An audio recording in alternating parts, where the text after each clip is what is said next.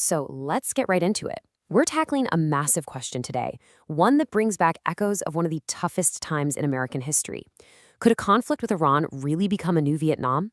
The answer could literally define the future of the Middle East, and we're going to break down exactly why some analysts are even making that comparison. You see it everywhere, right? In the headlines, the constant talk of escalating tensions, it's got everyone asking the exact same question. Are we staring down the barrel of another full-blown war? But here's the thing. This isn't just about tanks and jets. There's a much smarter, much more strategic battle going on behind the scenes. The real question is Iran actually using the entire global economy as a weapon against its enemies? And that brings us right to the heart of it all. It's a really provocative comparison, I know, but it's one that experts are seriously debating. We're going to unpack the very real risk of the United States getting pulled into a long, brutal conflict that it just can't easily win. Okay, so to really get a grip on this, you have to realize that what's happening isn't your classic head-on war. It's something different. It's a calculated, slow burn kind of struggle. It's what the experts call a war of attrition. And what does that mean? Well, think of it this way. The goal isn't some quick, flashy victory. No, it's all about slowly, methodically bleeding your opponent dry, wearing them down over time until they run out of supplies and maybe, more importantly, run out of the will to keep fighting.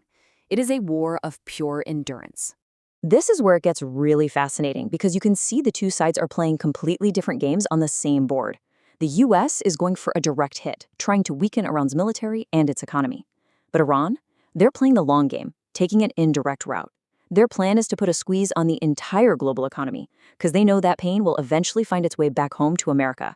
All right, so if Iran's whole strategy is to squeeze the global economy, they need one critical pressure point. And boy, does that bring us to one of the most important shipping lanes on the entire planet. 20%. Just look at that number. Let it sink in.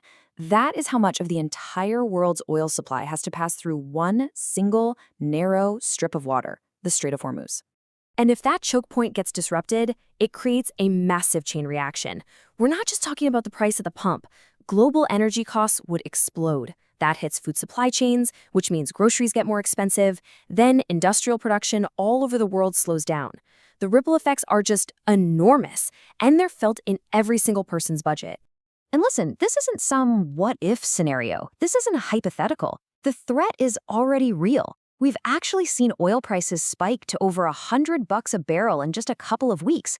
That right there is a massive warning sign for the world economy. So all this economic pressure really raises the stakes for a military response. But any kind of direct action, well, it brings back the ghost of a conflict that still hangs over the American psyche. You have to wonder, if things keep getting hotter, would the U.S. actually consider putting boots on the ground? Some experts think they might be forced to, but making that call would be an incredibly dangerous bet. And why is it such a huge risk? Well, for one, just look at a map. Geographically, Iran is basically a natural fortress. You're talking about massive mountain ranges, brutal terrain, and vast, unforgiving deserts. For any army trying to invade, every single mile would be a grueling, bloody fight. It's a lot like the terrain that has bogged down armies in Afghanistan for centuries. And it's not just about the mountains, you know. The U.S. is dealing with its own problems at home. There are strains on military manpower, limits to how much we can produce industrially, and maybe the biggest one of all, there is very little public support for getting into another long, expensive war. These are the exact kinds of problems that make that Vietnam comparison feel so uncomfortably real. But hold on, this isn't just about Iran versus the U.S. There are other major players caught right in the crossfire, the wealthy Gulf states. And for them, this whole situation puts their entire way of life at risk. I mean, just look at this chart. It's kind of mind-blowing. It shows a massive vulnerability. Countries like Saudi Arabia, Qatar, the UAE, they import around 85% of their food. Any disruption to global trade is a direct threat to them being able to feed their people. You see, their entire modern way of life, what you could call the Gulf model, it really stands on three legs. The money they make from oil, the technology they use to turn salt water into fresh water, and the security blanket provided by the U.S. military. If any one of those legs starts to wobble, the whole thing could come crashing down. And to really hammer home how fragile this is, get this. In a place like Dubai, a city built to be a global hub, a whopping 90% of the people living there are foreigners. That whole model only works if there's global stability and a promise of safety. Now, all this chaos in one region has huge global consequences, especially when it comes to money. For decades, oil has been bought and sold around the world using US dollars. It's called the petrodollar system, and it's a huge source of America's financial power.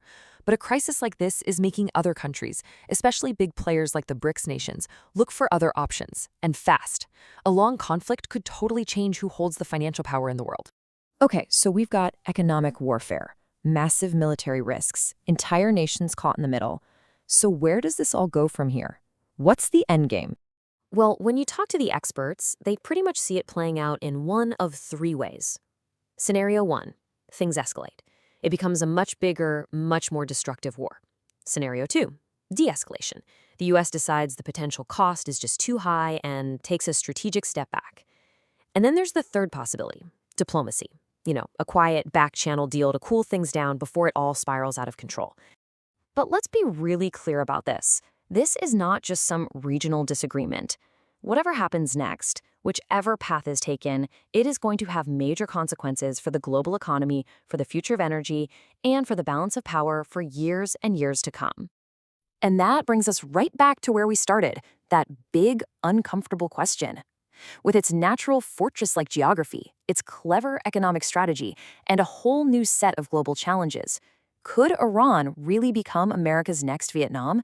Or has the US learned enough from the ghosts of its past to navigate this crisis differently? The truth is that chapter is still being written.